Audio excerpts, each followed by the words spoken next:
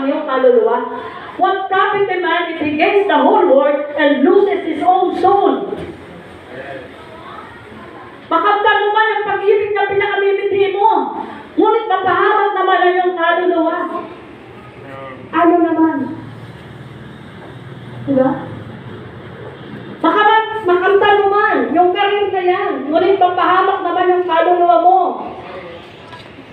Nagkaman ka ng maraming pera, ngunit napahamak naman ang iyong kaluluwa. Anong pera ang tutumpas na ibayad sa iyong kaluluwa? Samantalang tayo, binayaran tayo ng precious blood of the Lamb. Amen. Kaya tayo templo ng Diyos, alalahanin nyo na kayo'y binili sa napakalaking halaga. Hindi pera ang ipinili sa atin, kundi dugo ni Jesus. Amen. Kaya mo bang gawin yun? Mamatay ka, wala kang kasalanan. Pero ginawa ng Diyos. Glory to His name forever and ever. Amen. Okay?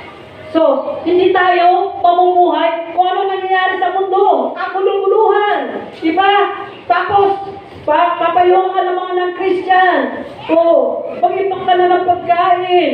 Gumawa ka na ng sa ilalim ng lupa. Diba?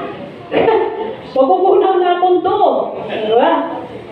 Tayo mga Kristiyano, the righteous shall live by faith. Yan ang Romans 1:17.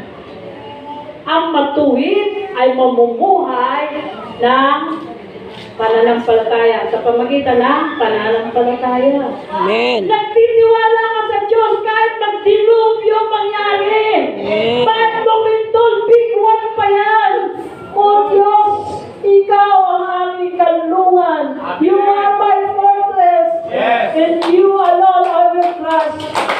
Amen. Hallelujah. Praise God. Amen. Praise God.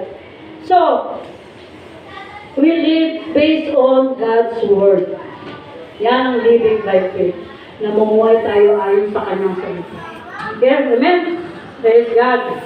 Dami niligtas ng Diyos ng mga propeta niya. Gumawa ng himala. Basahin niyo ang Biblia. Napakarami doon si Elijah kung paano niligtas ng Diyos. Amen? Hallelujah. Praise God. Number 4. Okay? Meditate and apply God's Word. Minsan, nagbabasa lang tayo pero hindi natin na-apply sa buhay natin. Diba? Praise tayo ng praise sa Panginoon pag may dumarating na Gcash. Okay. Diba? Tinadala tayo ng pera. Wow, ayuda. O nung Friday, may ayuda po mga senyor. Thank you, Lord. Amen. Hallelujah.